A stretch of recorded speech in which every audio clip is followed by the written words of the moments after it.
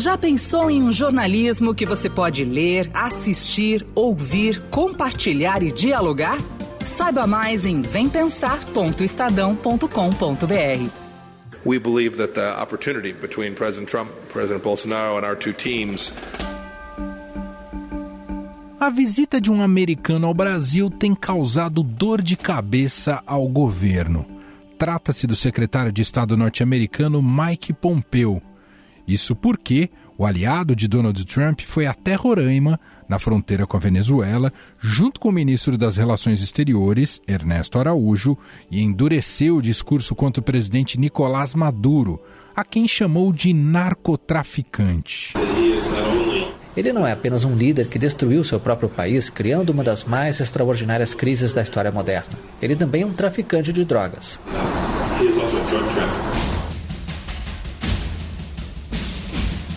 Além disso, Pompeo conheceu as instalações da Operação Acolhida, que recebe imigrantes venezuelanos, e prometeu tirar Maduro do poder. O secretário dos Estados Unidos fez críticas ao governo da Venezuela e disse que chegará o dia da queda de Nicolás Maduro, presidente do país. A visita faz parte de um tour do secretário Mike Pompeo por países da América do Sul, que fazem fronteira com a Venezuela. Além do Brasil, ele visitou a Guiana, Colômbia e Suriname. Para explicar mais o motivo dessa visita e o interesse americano nos venezuelanos, eu converso agora com a nossa correspondente nos Estados Unidos, Beatriz Bula.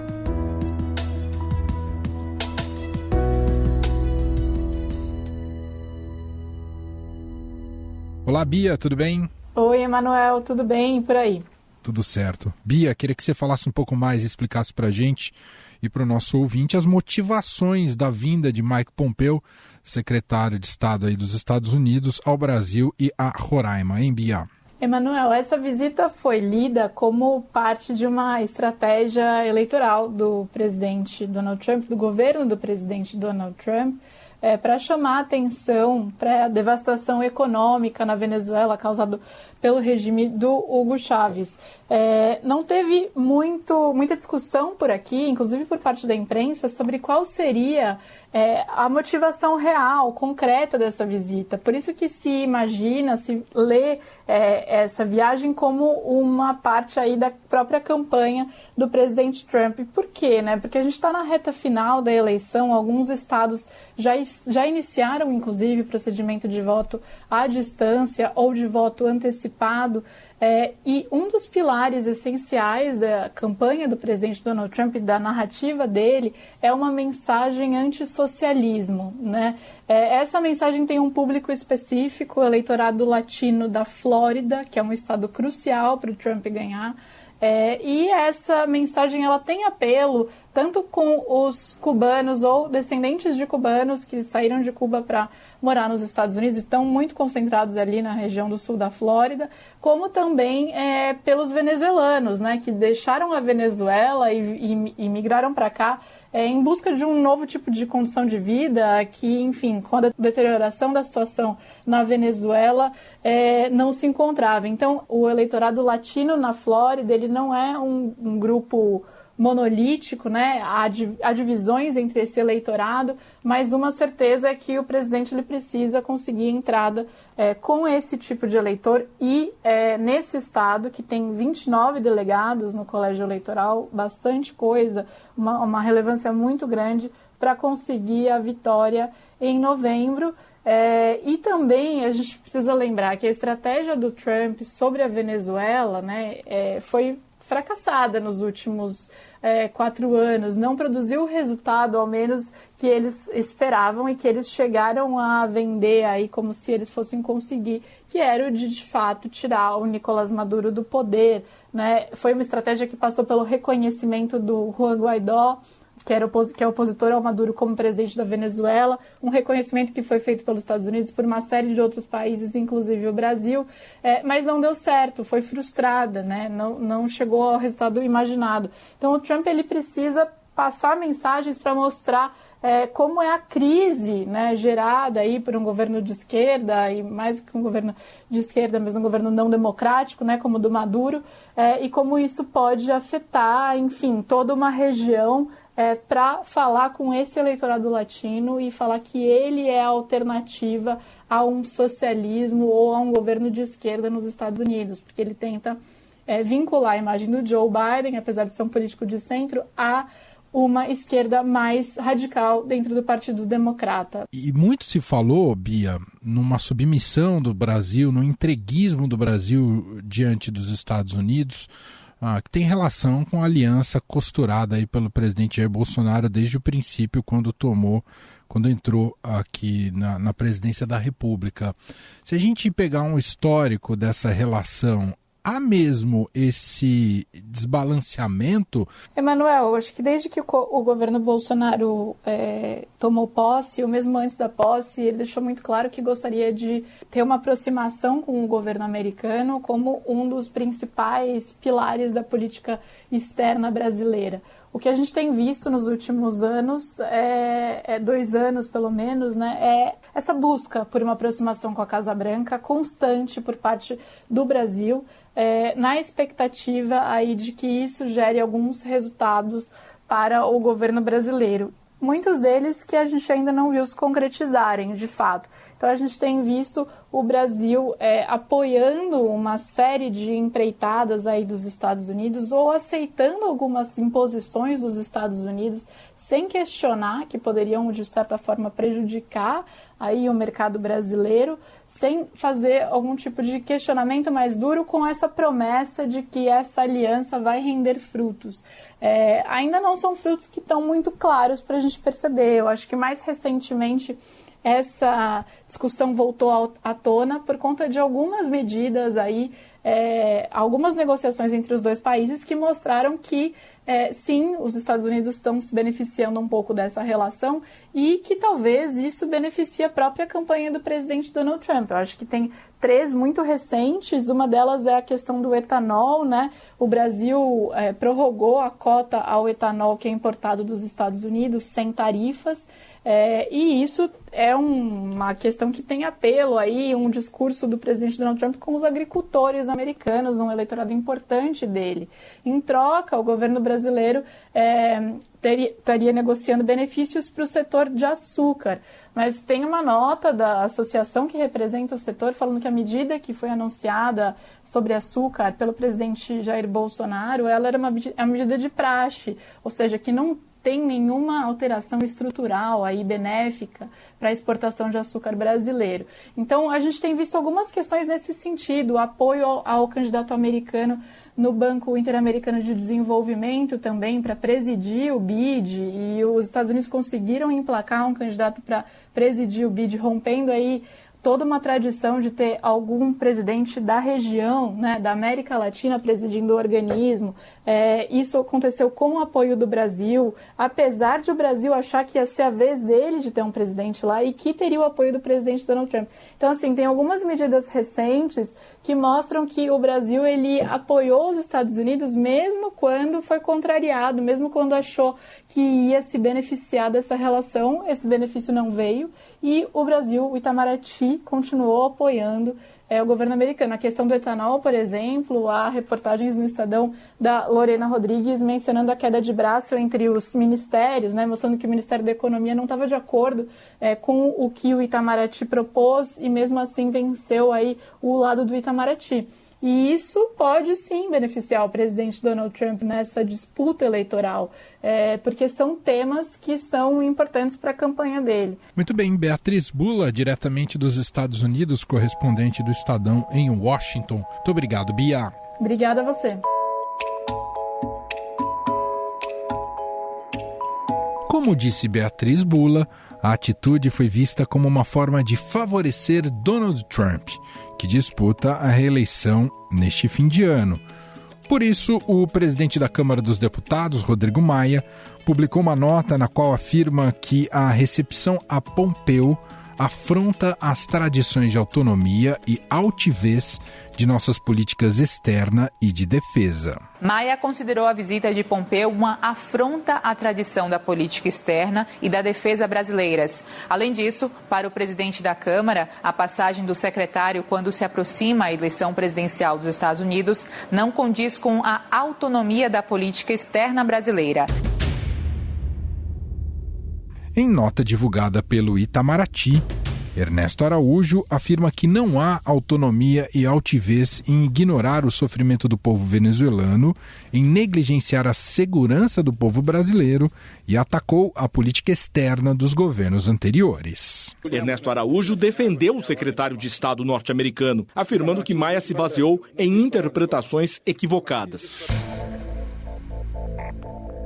O que foi endossado pelo vice-presidente da República, Hamilton Mourão. A campanha política deles tem que ser feita lá dentro dos Estados Unidos. Eu acho que isso é desconhecer os Estados Unidos, né? E até não respeitar o povo americano, né? Como se o povo americano fosse gado, né? Que fosse, vamos dizer assim, ter alguma vantagem nessa questão aí do Mike Pompeu e até lá. Não tem nada demais disso aí. Em suas redes sociais, o presidente Jair Bolsonaro publicou uma foto cumprimentando o presidente americano Donald Trump e o parabenizou por sua determinação de seguir trabalhando junto com o Brasil e outros países para restaurar a democracia na Venezuela. Ex-embaixadores brasileiros publicaram uma nota conjunta para endossar as críticas sobre a visita do secretário de Estado americano Mike Pompeu em Roraima. Assinaram a nota o ex-presidente da República, Fernando Henrique Cardoso, José Serra, Aloysio Nunes, Celso Amorim, Celso Laffer e Francisco Rezec. Por causa disso, a Comissão de Relações Exteriores do Senado aprovou nesta semana um convite para o ministro das Relações Exteriores, Ernesto Araújo, esclarecer a visita do secretário Mike Pompeu na última sexta-feira. Aí chega o seu Pompeu lá, oferece uma migalha de $30 mil para o Brasil, que não sabe nem como diabo esse dinheiro vai vir, e de lá detona dizendo que vai derrubar o Maduro. Ora, gente, o Brasil não é colônia dos Estados Unidos.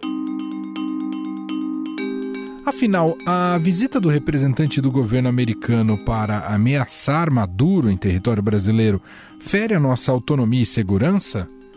Eu converso sobre este assunto com Guilherme Casarões, ele é cientista político e professor da FGV São Paulo. Tudo bem, professor? Obrigado por estar aqui no programa. Tudo bom, obrigado pelo convite.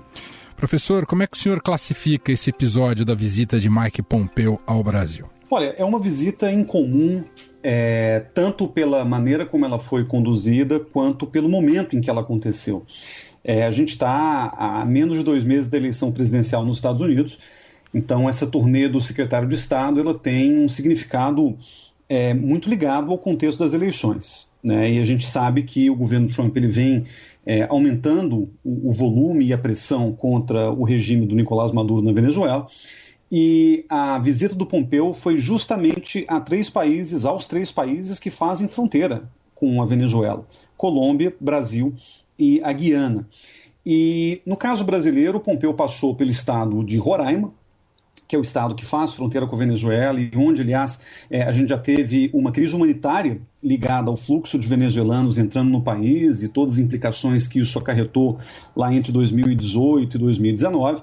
Então, há um significado importante de colocar pressão diplomática sobre a Venezuela e mostrar para o presidente Nicolás Maduro que o governo americano tem apoiadores, tem apoio político e eventualmente até logístico dentre os países que fazem fronteira com o país. Com relação ao timing dessa visita, viagens de secretário de Estado de autoridades há tão pouco tempo da eleição, elas em geral não acontecem, ou quando elas acontecem é justamente para dar um grande sinal de natureza eleitoral. E foi basicamente isso que aconteceu. O presidente Trump ele vem passando por dificuldades nessa reta final das eleições, apesar de os indicadores, né, as pesquisas de opinião sugerirem que ele está melhorando sua posição frente ao seu oponente Joe Biden, do Partido Democrata, ainda há alguns estados muito sensíveis à candidatura do presidente Trump à reeleição que ele precisa vencer. E a gente sabe que o sistema eleitoral americano funciona com base nos estados, e há dois em particular, o estado do Arizona e o estado da Flórida, que são campos de batalha, são estados que ainda não se decidiu a eleição e justamente por isso ele precisa investir nesse eleitorado. E ali se concentram, tanto na Flórida quanto no Arizona, populações latinas bastante conservadoras. O caso da Flórida é muito emblemático, né, onde você tem uma população de cubanos americanos muito grande, cubanos americanos que fugiram do regime de Fidel Castro, foram perseguidos e que, portanto, têm um viés fortemente anticastrista e, portanto, anticomunista de uma maneira geral.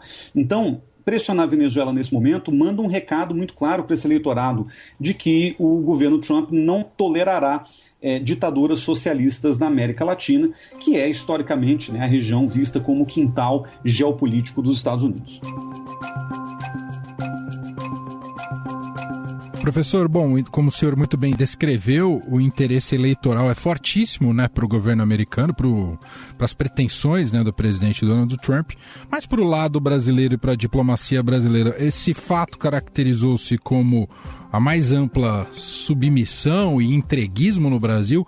Olha, muito se comentou a respeito disso nos últimos dias, justamente porque o governo brasileiro deu uma espécie de palanque eleitoral para favorecer a candidatura do atual presidente norte-americano, Donald Trump. Né? E é incomum tanto um governo se prestar a uma visita de cortesia nessas circunstâncias com conteúdo fortemente eleitoral, por um lado, como é incomum um governo vir subscrevendo, como o governo brasileiro já faz há alguns meses, na verdade desde o começo do mandato do presidente Bolsonaro, que é uma espécie de campanha para a reeleição do próprio presidente Trump. O governo Bolsonaro e o presidente da República em particular entendem que a permanência de Trump no poder é fundamental para a continuidade do projeto bolsonarista. Então, essa aliança entre Brasil e Estados Unidos, que no fundo é mais uma aliança entre Bolsonaro e Trump do que qualquer outra coisa, ela é muito importante estrategicamente também para o Brasil. Então, por trás dessa aparente submissão, e eu não tenho dúvida de que simbolicamente ela representa uma submissão diplomática, sim, mas ao mesmo tempo existe uma estratégia. Estratégia não visando ao interesse nacional brasileiro, mas sobretudo visando a sobrevivência política do presidente Bolsonaro, que, de novo, entende que caso 2021 comece com Joe Biden, democrata, na presidência da República, o Brasil se isola completamente do cenário internacional, perdendo seu principal aliado, que são os Estados Unidos, e ao mesmo tempo tendo já hostilizado nos últimos meses países importantíssimos para o nosso interesse político, para a nossa posição econômica, como a China e a Argentina. Importante o senhor dizer isso, quer dizer, não há, claro, uma cortesia do Brasil em relação aos Estados Unidos, nesse momento de campanha do Trump, mas tem um olhar para 2022, é isso, professor? Tem claramente um componente eleitoral. A gente sabe que o governo Bolsonaro ele só chegou ao poder, quer dizer, uma das condições que o levou ao poder diz respeito a essa onda conservadora que varreu o mundo nos últimos anos e cujo principal símbolo é justamente o presidente Trump. A permanência do Trump no poder dará, claro, uma sobrevida, um certo impulso, né, ao presidente Bolsonaro, porque eles são entendidos, inclusive eles se entendem como parte do mesmo processo político, né, essa onda conservadora. De modo que a permanência do presidente Trump é crucial para a gente poder pensar num projeto fortemente ideológico do governo Bolsonaro até 2022 e a eventual reeleição do presidente para que ele possa ficar até 2026. Isso, do ponto de vista das relações internacionais, não é novidade, mas coloca o Brasil, que é um país de grande porte no cenário internacional, numa situação muito vulnerável e muito delicada, porque, afinal de contas, a gente fez uma opção, né, nos últimos 20, 21 meses, de nos alinharmos não a estados, mas sim a lideranças ao redor do mundo. E o problema dessa estratégia é que, por mais que os vínculos personalistas possam ser vantajosos para o governo brasileiro em algum momento, mas, ao mesmo tempo, isso nos coloca numa situação vulnerável justamente porque, em caso de mudanças políticas em qualquer um desses países que a gente selou parcerias com as lideranças do momento, né, essas mudanças podem acarretar uma certa dificuldade para o Brasil ao longo do tempo. Professor, e falando mais sobre Venezuela, o Brasil tem sido incapaz de liderar uma transição, não sei se podemos falar em transição, mas visando uma condição melhor para a Venezuela no seu regime político e buscando uma democracia ali mais consolidada. O Brasil age bem, age mal? Qual que é a avaliação do senhor?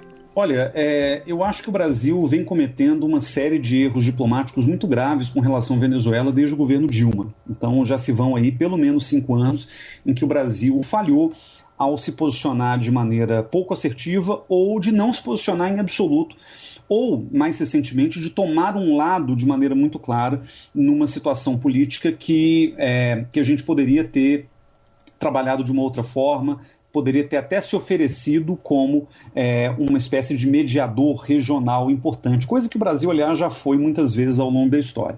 Então, acho que o grande ponto que a gente está vivendo na relação com a Venezuela é que o Brasil acompanhou o agravamento da situação política e econômica no país sem tomar posições precoces com relação ao que estava acontecendo. Então, o primeiro sinal de esgarçamento do sistema político venezuelano e de um crescente autoritarismo no país, que acontece lá entre 2014 e 2015, já deveria ter sido reagido por parte do Brasil de maneira mais assertiva. E o governo brasileiro, lá, né, no segundo mandato da presidente Dilma, em que diplomaticamente o país estava meio que à deriva, né, como a gente se lembra, e isso acabou dificultando que o Brasil mantivesse uma postura um pouco mais contundente com relação ao que estava acontecendo, exercendo a sua pressão diplomática, política sobre o governo Maduro, com quem o governo do PT tinha boas relações. Então, em vez de pressionar, em vez de colocar a sua posição de condenação, por exemplo, a violações sistemáticas de direitos humanos e a miséria econômica, né, pela qual a Venezuela está passando, o governo brasileiro preferiu lavar as mãos e se afastar do problema. Desde o governo Temer, a gente vê uma outra chave, né, um outro posicionamento, que tem muito mais a ver com o isolamento venezuelano. O então chanceler José Serra fez questão de expulsar a Venezuela, na verdade, de suspender e depois expulsar a Venezuela do Mercosul a partir de uma militância diplomática pouco usual também por parte do Itamaraty.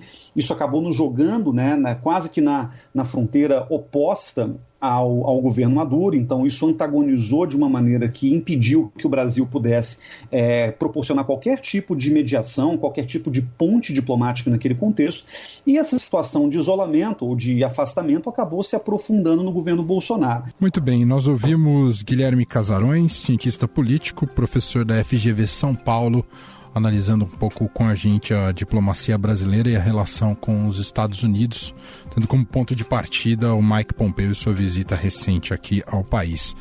Muito obrigado, viu, professor? Obrigado pelo convite, até mais. Estadão Notícias. O Estadão Notícias desta quarta-feira vai ficando por aqui. Contou com a apresentação minha, Emanuel Bonfim, produção de Gustavo Lopes e montagem de Moacir Biasi. Diretor de jornalismo do Grupo Estado é João Fábio Caminoto. O nosso e-mail é podcast@estadão.com. Um abraço para você e até mais. Estadão Notícias.